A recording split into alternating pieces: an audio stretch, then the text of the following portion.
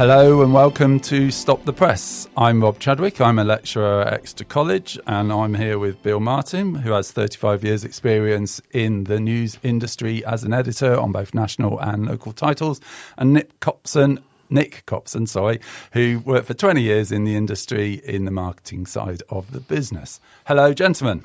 Hello, Rob. Hello, Nicholas. Hello, Bill. How are we doing? What have we been up to the last couple of weeks? I've been running. Oh, yeah, you've done like in the wet. a proper ultra trail thing. Yeah, 30 miles across Dartmoor. That's amazing. At the weekend. Where did you start and finish then? Started at South Brent, finished at Meldon. 7.5 hours, so wet, fell over 6 times. Oh my goodness, that sounds horrendous. Yeah, I know. Weirdly, I quite enjoyed it. When was this? On Saturday? It was on Saturday. On Saturday. Yeah. What did I do on Saturday? I had a choice between doing that or watching England play rugby. Thank God I did the run. Oh, right. I stayed in. I watched England play cricket. That was on Sunday. Was it? Oh, yeah. I don't know what I did then. That was all right, wasn't it? I basically didn't get wet. That's what I did on Saturday. But well done. I mean, that's amazing. 7 hours of running. That must have been absolutely knackering. Stumbling. Yeah. How are you feeling now? I still feel quite tired, actually. Well, I'm not surprised. I mean, just for your... Sore? A little bit bruised from the falling over. Yeah. I'll bet. Yeah. It gets to you when you're 70, doesn't it? Moving on. Just so you know, listeners, Bill is 75. He isn't really, but he is old, and that is an amazing achievement for old people like us. So well done, Bill. What have you been up to, Nick? Nothing, nowhere near as adventurous and athletic as that. Mostly been car hunting, actually, guys. I'm in the market for a new vehicle, and it's one of my favourite sort of pastimes, that is, to explore the market and work out what my criteria is. No more Mr. People Carrier? No, the People Carrier it's still there at the moment, but it'll be gone soon. So I need a new family bus, basically, and I quite enjoy that. If I could, I should be working in the motor trade, really. I'd probably enjoy that job. Good for you. Well done. Okay, so pleasantries over. We are going to talk about Andrew Mountbatten Windsor today, obviously. That is the most sort of prevalent story of the moment. We're recording on the 23rd of February 2026. And the first thing that occurred to me is 3 days ago, the photo of him in the back of the car where he's been arrested came out. And he was slumped down in the back of the car and he looked like absolutely terrified and everything was falling in around him. And a bit sweaty. And possibly a bit sweaty for the first time in his life ever.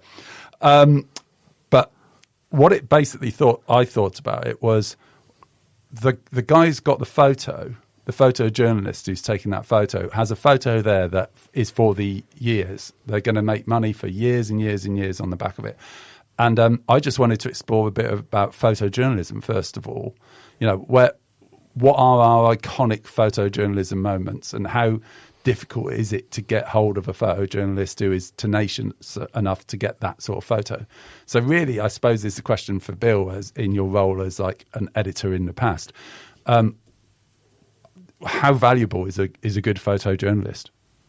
Oh, invaluable. Or a good photographer. You know, or even a good picture editor.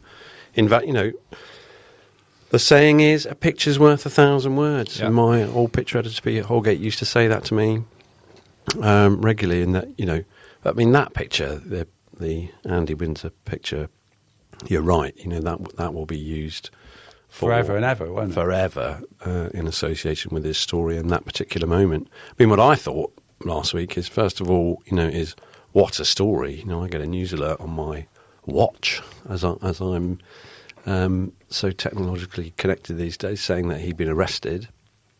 And, you know, it was when he was released, 12 hours later, that picture came up, wasn't it? Which, you know, every newspaper and website editor in the country, if not the world, would have gone, oh, yeah, I'll have a bit of that picture. I mean, it was an absolute... It's on the front of everything. It's all over social media. Everyone's made it into memes. It's immediately an iconic photograph, isn't it? But, you know, like with all this, you know, the photographer himself admitted, you know, he was in the right place at the right time. You need a lot of luck to get a picture like that. And it's, you know, it's not in the quality of the composition. It's a moment in time, isn't it? Yeah. We should credit the photographer, by the way. He's called Phil Noble. Yeah. So we'll credit Phil Noble. And Great job. I think when he had a look, I think, as I read, his first 2 frames were blank. And then he had that one, which, as we say, you know, it's going to earn him a lot of money, I think. It perfectly captures, isn't it, what we think is Andrew's state of mind and situation at that moment in time, doesn't it? It sort of captures it perfectly. You're right about the moment in time, though. I always think with a picture is that was then, 3 seconds prior or 3 seconds afterwards, he might have been smiling with whoever was in the car with him. But at that moment in time, he was lamenting his... Unlikely, looking at his face. Correct. but at that moment, he was clearly lamenting his situation. With remorse, probably not, I don't know. But he was lamenting his situation, so it perfectly captures where he's at the moment. It's interesting because only a few days earlier, the photo was of him at Sandringham waving to people in a happy way, wasn't exactly. it? It's like, and that was literally only a week earlier. And the contrast between the two. And there's 3 pictures associated with that story now, aren't there? There's the picture of him and Epstein walking together in Central Park, I think it is. Then there's the picture of him with his arm round Virginia Jeffrey. Yeah. And now there's that one, which is almost sort of charts. Well, there's the one with him crouching over the girl on the floor as well. Yeah, that's grisly. Oh, that's really grim, isn't it? There's all sorts of pictures, isn't there? There's ones of him, some dancer. It looks like some Mardi Gras, festival. Grinning like a Cheshire cat. Yeah, and you think, in out of context, maybe they're okay, maybe they're not. I don't know, but collectively, it's not a good look for Andrew at all. Any of those pictures. I want to talk about the Andrew story a bit further, but before we do, I just want to kind of go over a couple of other instances where we thought, well, that's a photo, that's a great photojournalism photo that has really captured the moment.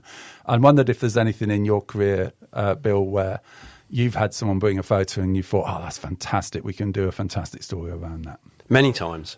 Give us a couple of examples. Many times. And in fact, when you're putting together a story package and you've held stories sometimes until you get the right picture, and you've got to go back into the pre-social media days when, access to pictures, we didn't have access to pictures of everyone. I mean, now sourcing a picture of someone is basically searching Facebook or Instagram or, it's some form of internet search or searching digital archives.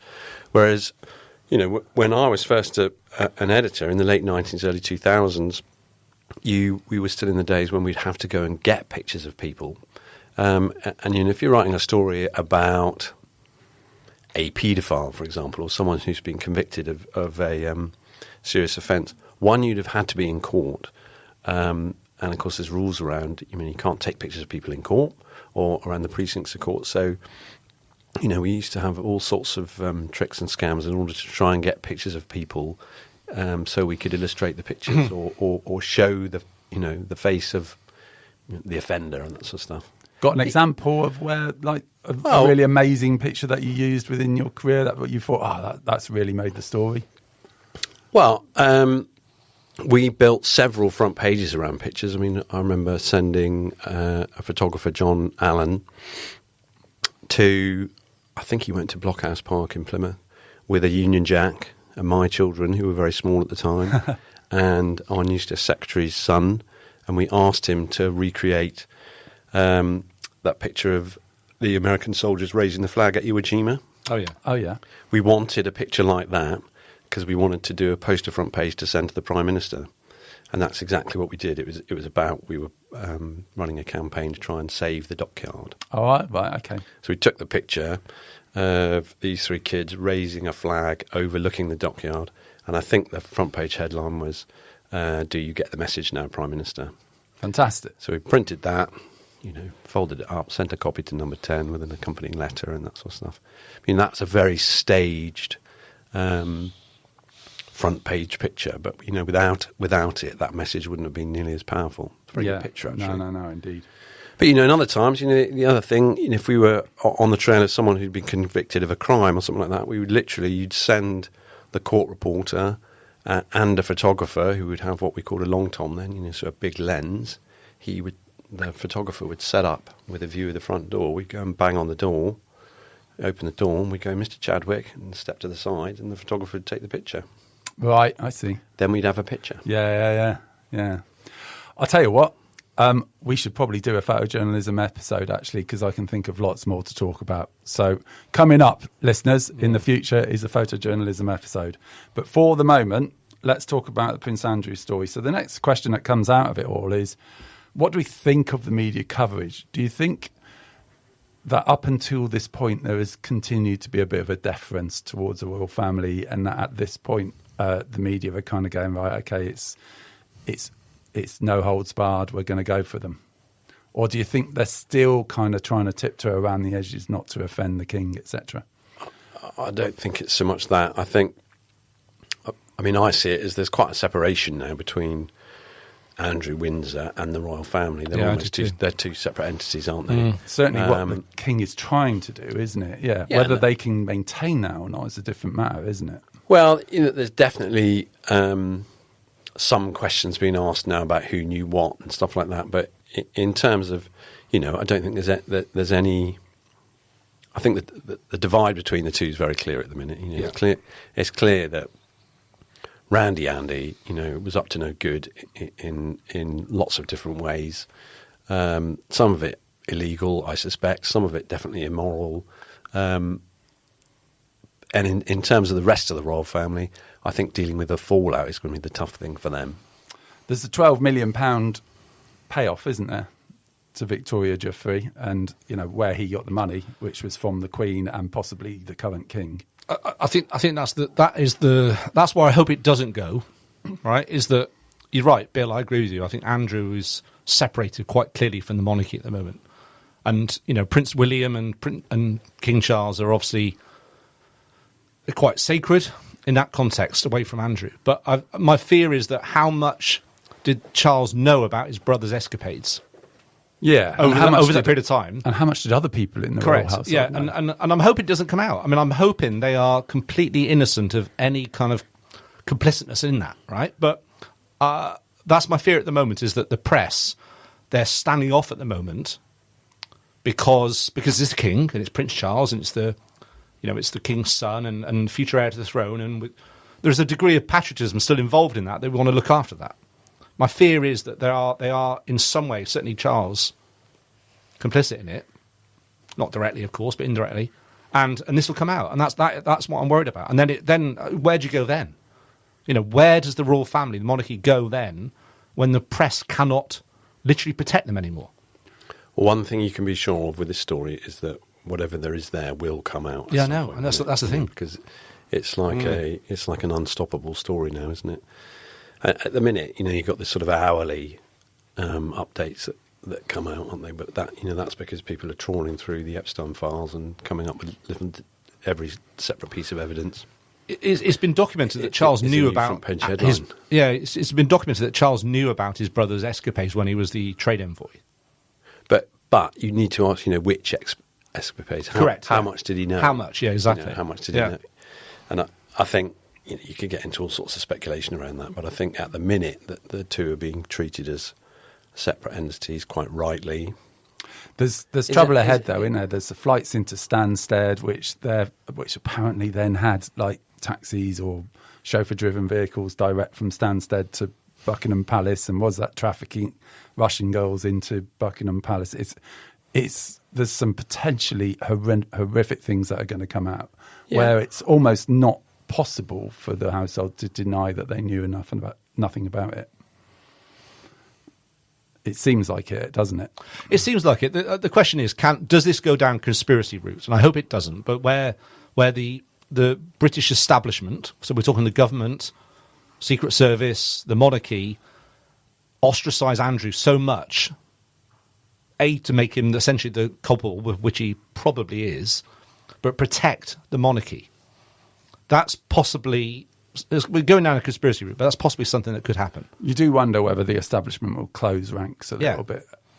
It feels like, you're saying everything will come out, Bill, but it feels like in the past everything hasn't come out. And is there a way of them stopping it coming out this time? It always does eventually. It always does eventually, doesn't it? I mean, I guess so. And it's taken, 15 years now, 20 years, something like that. But, this is probably the biggest story of our lifetimes, I would have thought, certainly the biggest scandal of our lifetimes. And it's going to run and run, because what we all know is that at the minute, Prince Andrew is the only visible one. Yeah. There's lots of others, and you can see again, the effectiveness of the British press when it's on the hunt of something. I mean, you haven't got a tidal wave of information like this in the States, I don't think. But there will be very high-profile American figures who are involved in this. Already are. We already know some of the names. Yeah. I read through quite a lot of it. There's no one who you immediately think, oh, well, that's going to be something that's going to be front page news. There's a lot of financiers and things like that involved, but no one that you'd plaster it over a front page because it's like people wouldn't know who they are. The only one who's really high profile is Andrew. That's actually come out so far. Well, I think the challenge in America is that their legal system is so complicated and messy, isn't it? And slow. We're talking about people, amazingly powerful, influential people involved here, who will be armed to the teeth with lawyers themselves. That they wouldn't dare take anyone to try and prosecute somebody unless there was a strong chance of conviction, and that sort of thing can take actually sometimes years to get all that way. That's true, and the papers won't chase them until they've got some proper evidence because of the same thing. They'll get sued and et cetera, et cetera. Correct. So it's a far more complicated process in America. With obviously in Andrew's case, there's the old case of no smoke without fire is clearly there. There's pictorial evidence quite clearly, and also it's a very narrow targeted kind of process they're on, aren't they? He's been convicted. He's been arrested under investigation of sharing state secrets. Yes, nothing to do with the Lolita Express or anything like that. It's quite narrow, isn't it? Yeah, They've got something they can go after, and they're looking for evidence to support that case. So the police are. Yeah. Yeah. They're not the press, yeah. Press are looking for anything. Of course they are, There's headlines today, aren't there? Is how he was charging the state for massages that he had while he was acting as an envoy. It's pretty unbelievable. Well, I'd love to say it's actually quite believable for me. The thing is, it's the establishment, isn't it? They think they can do anything. There is an undercurrent here. The thing that's come out of the Epstein files for me most is that these people just seem to think that the laws and everything don't apply to them. They can do whatever they want. They've got money. They're in their little clique and they can do whatever they want with whoever they want and forget. And no one should ever hold them to account or anything. I still think that in the back of Andrew's mind there will be something saying, this is a total injustice. I am who I am. Why should I be held to account for it? I am almost certain that somewhere he's still thinking, no, it's nothing like this. This was just completely and utterly this is just normal life. Why shouldn't I do this? Did you hear he was quoted? I heard he was quoted as saying when he was kicked out of Royal Lodge that he was. I mean, I'm sure he wasn't dragged by his heels out, but he was quoted as saying, "I'm the king. I'm the Queen's son. How dare you?" Well, I can believe. I agree with you, Rob. I think he's got. Well, he appears to have narcissistic tendencies anyway, doesn't he? Yeah. So it would appear that he probably doesn't believe he's done anything wrong. But it was that story last week. Journalistically, it was a big decision by the papers to actually name him. Yeah. Because if you remember when someone's arrested, all the advice now is that you don't name people on arrest. You wait until they're charged. So there'd have been a lot of people. Yeah. I hope weighing up the public interest value against. The risk of invading his privacy. Yeah. Obviously, the public interest won in this case, but it's quite interesting. There's all that to play in that. There is, yeah. If you notice the police statement, they said a 66-year-old man from Norfolk. The police I just thought that was hilarious. The police love it, though, don't they? They love getting their names in the paper. The Met Police particularly love attracting a bit of media attention, don't they? Well, they did decide to go and arrest him on his birthday, which I thought was tasty, I thought was tasty. It's standard, isn't it? It's standard Met Police. I've not got an enormous amount of respect for the Met Police either. The way they do things, it's very much, pay attention to us, pay attention to us. And then when you do and hold them to account for something, they go, oh, God, well, we can't do anything nowadays, can we, as the police? The interesting thing for me with this Andrew case is that, and obviously the whole Epstein thing, is that it's normally with investigative reporting, you often get isolated stories that are investigated by a media outlet, sometimes as almost like lone operators, really. The expenses. Yeah, exactly. Yeah. This appears to be something, both editorially and judiciously, that covers multiple national and international media outlets all at once. And, law enforcement, obviously in the UK, but I'm assuming also in federal in America, and also state enforcement in across America as well. So, and they're all working essentially the same case, but from different levels and angles and so on. There must be some form of collaboration going on across, well, I would have thought, from a law enforcement point of view. But I don't know, Bill, I don't know if you think from a news gathering point of view, if there's collaboration going on here. I would have thought so. I'd have thought there must be, and there will be, solo investigators who who'll have become specialists quite quickly in searching the files and that sort of stuff. I imagine that AI has been used extensively to search the files. Yeah. I mean, it's a massive thing, isn't it? It's huge. What, 3 million documents? 3.5 million documents. 3.5 million documents to go through, and who knows what quality they are, or how well they're archived or something like that. So piecing it all together. Yes. There'll have to be an inquiry at some point whenever this settles. I don't know when, but there has to be an inquiry of some kind. I heard that on the news last night. I thought, oh no, what do we need? I hate an inquiry. What do we need an inquiry? I hate an inquiry. Inquire about what? I don't like exactly. it either, but who knows? What would the global elite? So they can rummage over it, pay loads of money to lawyers, and then come to a bleeding obvious conclusion at the end. Well, just to piece it all together, because you can't piece it all together. But what needs piecing together? I mean, the story's classic, isn't it?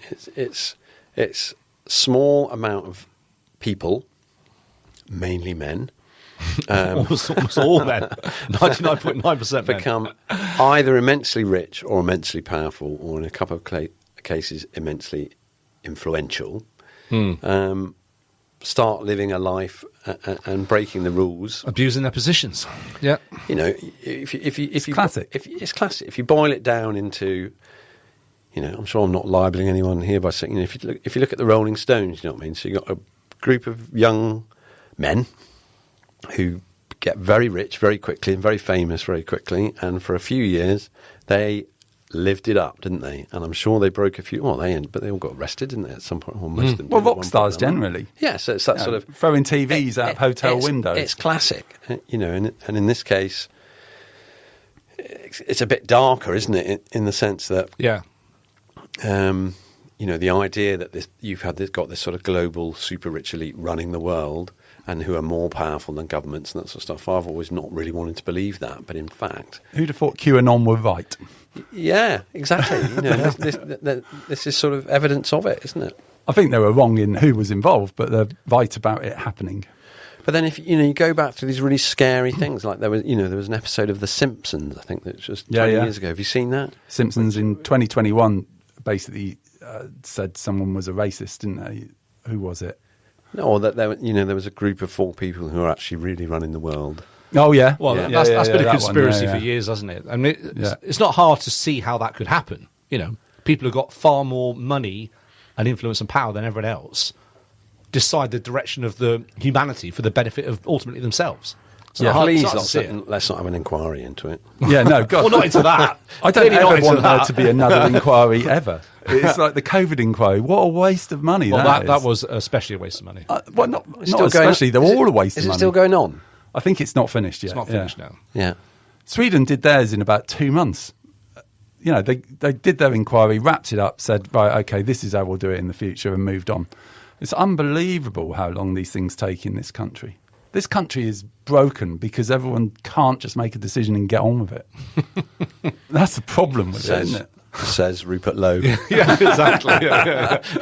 Oh, God. Oh, no, it's you. Rupert Lowe's hilarious, isn't he? He's moved even further right. Yeah. Reform's not right-wing enough. We're going even further right. God knows what they're going to do. So my final question on this story was, how did the royal family manage the press from here? If the intention is to try and minimise the damage to the wider family, do they come clean and say, right, actually, we did have these people, we've had our own little inquiry inside the palace, and it transpires that actually people did know that things were wrong, but no one really knew 100%, and actually this is what we know, and put it out there? Or do they try and circle the wagons and try and keep the press out and not say anything to anyone? There's no circling to be done, is there? Well, I think there's probably more to come out. So I think there is still some circling to be done. That's just speculation, isn't it? And I think once the King made his statement last week saying that the law's got to be able to take its course and things like that, and they've said they'll cooperate with it. I mean, it's a game changer now that he's been arrested because this is you can't be seen to interfere with the judicial process or a police inquiry and that sort of stuff. I'd be amazed if they went that far to try and protect Andrew. Yeah. I think Andrew will clearly be the hung out to dry on this. I think they'll be completely distanced from anything to do with the royal family. But I don't think you can. You can't say Andrew's being hung out to dry. I mean, hung out to dry. It implies some sort of unfairness, or I tell you what, you take the rap, mate. Yeah, correct. But if there was any way, I think he's the only one with rap to take. Correct. I don't know that. But if the rest of the royal family, monarchy, his brother, and so on, had any knowledge of this, I think that will be distanced to a point that it's literally disconnected. Right? So Andrew takes everything that is available to be given to him, and the monarchy is preserved. I think that will happen. And then going back as far as I remember, Andrew was called Randy Andy by the press.